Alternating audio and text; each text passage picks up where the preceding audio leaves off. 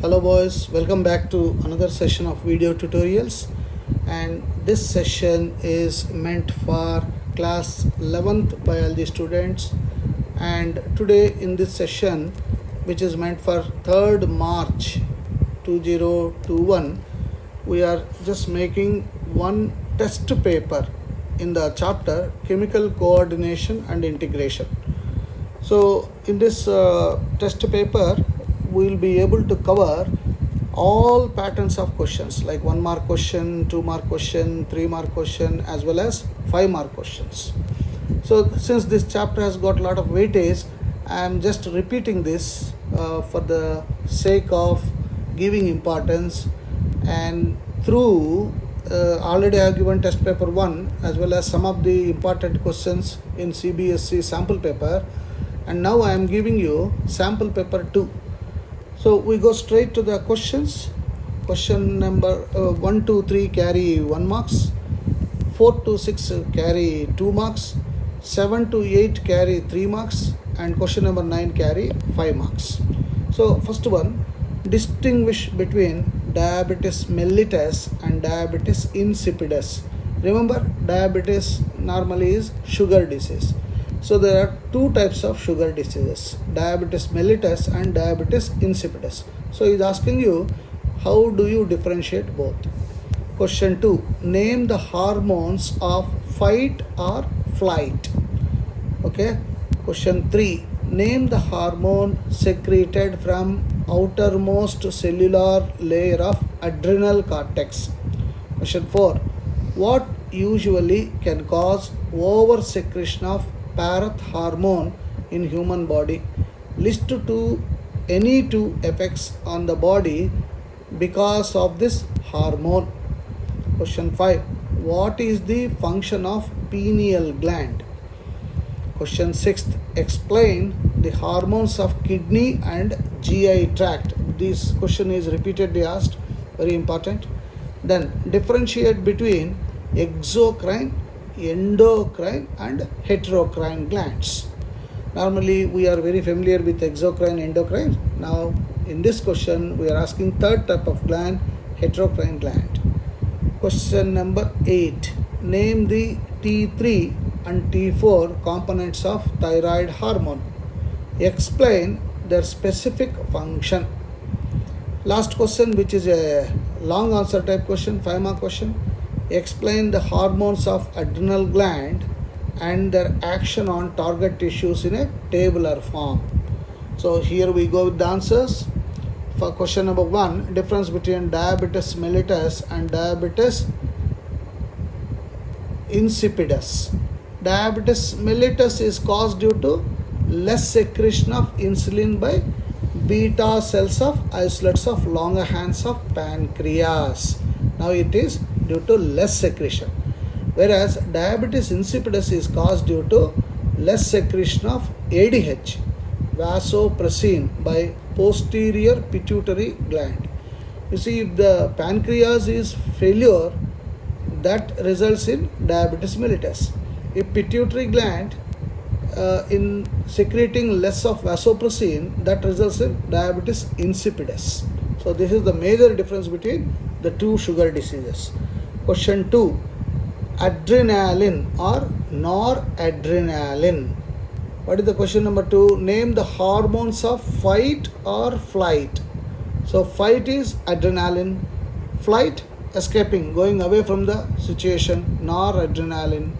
Question number 3, name the hormone secreted from the outermost cellular layer of adrenal cortex. Adrenal cortex, aldosterone, which is a mineral corticoid. Question number 4, what usually can cause over secretion of parath hormone in human body? List any two effects on the body because of this hormone. Question 4, answer. Tumors in parathyroid glands cause over secretion or hypersecretion of parath hormone. Due to demineralization, the bones become deformed and are easily fractured. If untreated, it can lead to osteoitis, fibrosa, cystica disease in human beings. That means bones will become brittle. Question number 5. What is the function of pineal gland? It secretes a hormone called melatonin. Melatonin reduces the reproductive activity and may also delay sexual development in an individual. So melatonin is important. Question number 6. Explain the hormones of kidney and GI tract. Kidney, of course, secretes juxtaglomerular cells of the kidney secrete a peptide hormone called erythropoietin. It stimulates erythropoiesis or formation of RBCs of blood. That is the important function of this. And gastrointestinal tract, the endocrine cells found in various parts of gastrointestinal tract secrete 4 peptide hormones. What are those? 1. Gastrin. 2nd. Secretin. 3rd. CCK. Cholecystokinin, as well as gastric inhibitory peptide, or it is also called GIP. Question number 7. Difference between exocrine, endocrine and heterocrine glands. Exocrine, of course, the gland has a pipe called duct. So a gland with a duct is called exocrine. On the other hand, endocrine is ductless gland. There won't be any pipe. Only round structure will be there. And heterocrine, it's partly endocrine and partly exocrine. It's a blend of these two. Under exocrine, the secretions are carried through the ducts to the internal parts or to the body surface. Example, salivary gland in the mouth. So the salivary gland has got tubes and the saliva secretes. The secreted saliva travels through the ducts and reach the target area. Whereas in endocrine glands, the secretions are carried by blood to the target organs without any duct. So since there is no duct, 360 degrees, endocrine gland can secrete hormone, and the hormone quickly reaches the blood and reaches the target area. So compared to exocrine gland, endocrine glands are better. Their actions will be fast. Example of endocrine glands: pituitary, adrenal gland. Then heterocrine gland, endocrine part releases hormones into bloodstream directly, while exocrine part releases the hormones through ducts associated with it. Example, pancreas, ovaries, testes. Next, question number 8. T3, that is thyroxine. It contains 4 atoms of iodine. That's T4 tri.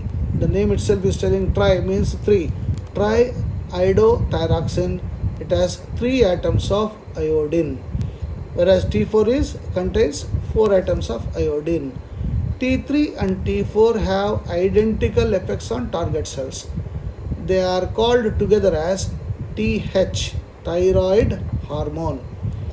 What are the functions? They regulate metabolic rate. How far, with what speed the food that we eat gets digested will be depending upon these 2 hormones, T3 hormone as well as T4 hormone. The name of the T3 hormone and T4 hormone is based on the number of iodine atoms present in the hormone. If 3 atoms of iodine is present, then it is T3. If 4 are present, it is T4. Both T3 and T4 will decide the rate at which digestion takes place in a human body, and in a way it controls the speed by which the food gets digested and energy is released. Hence it is very, very important that T3, T4 control the metabolic rate. In the case of frog, of course, it helps in metamorphosis of tadpole into a frog. Without this T3, T4, tadpoles would remain as tadpoles and they never would have become frogs. Hence, thanks to the T3, T4. And we come to the last question: endocrine gland and hormones. and the principal action and target tissue. Since he has asked you in the form of a tabular form, put a table and write. So endocrine glands and hormones, first one aldosterone, which is a mineral corticosteroid. Principal action, the aldosterone control electrolyte and water metabolism. How much water should be there in the body will be decided by aldosterone. Similarly, how many mineral ions like sodium, potassium, chlorine will be decided by aldosterone. The increased blood level of sodium and water, they decrease blood levels of potassium by stimulating kidney tubules to reabsorb more sodium, chloride ions, water, and less potassium.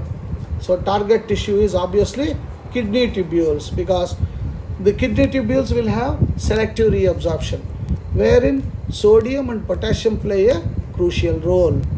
Second one is cortisol, glucocorticoids, and cortisone.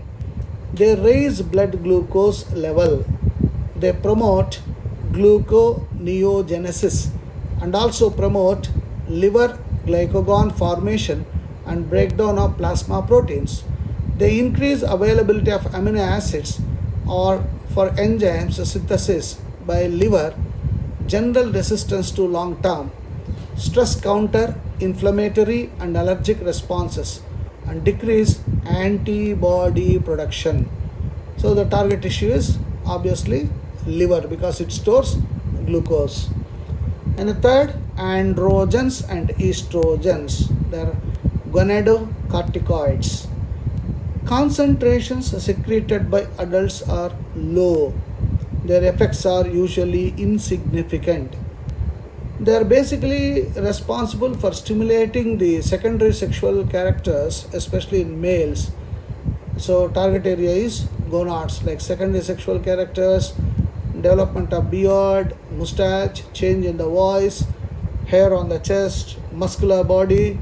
All these are mainly because of the androgens. And the fourth one, adrenaline. Adrenaline stimulates elevation of blood glucose by converting liver glycogen to glucose. Hormones rise in blood pressure, acceleration of rate and force of the heartbeat. Constriction of skin and visceral smooth muscles, capillaries, muscles, dilation of arterioles of heart and skeleton. Increase in breakdown of lipids, increase in oxygen consumption, erections of hairs, dilation of pupils. They initiate stress response. Whenever the adrenaline levels go up, the person becomes a bit hyperactive. He shows anger and he becomes brave. He doesn't think, rationality will come down, action will become more. That's why most of the sports people, the sports coaches, prefer sports person having high adrenaline, so that with a lot of bravery they do play, and normally it will be a harsh and rough game. Whereas when adrenaline levels are low, the person will be cool, he will not be having the motivation to do. Hence adrenaline decides the behavior of the individual also. The target tissue is skeletal muscles, fat cells, cardiac muscles, smooth muscles, and blood vessels. And last hormone, noradrenaline. It stimulates reactions similar to those produced by almost, it is a supporting character for this. Okay, so this is how you need to answer your long answer type question.